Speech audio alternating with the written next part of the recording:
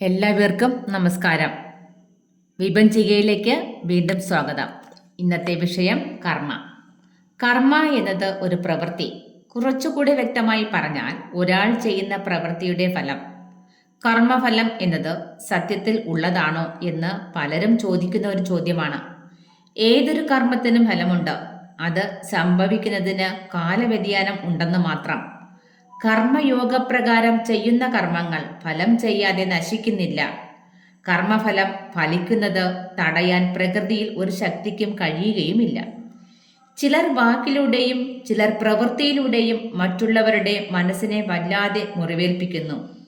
അവർ അറിയാതെ പോകുന്ന ഒന്നുണ്ട്, കർമ്മഫലം. അത് അനുഭവിച്ചേ തീരൂ, അല്ലെങ്കിൽ സത്യം എന്ന വാക്കിന് ഒരർത്ഥവും ഇല്ലാതെ പോകും. കർമ്മം നിർവഹിക്കാനുള്ള അധികാരം മാത്രമാണ് ഓരോരുത്തരിലും നിക്ഷിപ്തമായിരിക്കുന്നത്. എന്നാൽ കർമ്മഫലം നൽകാനുള്ള അധികാരം ഈശ്വരന് മാത്രമാണ്. കൂടുതൽ കർമ്മവിശേഷങ്ങളുമായി വീണ്ടും കാണാം. നന്ദി.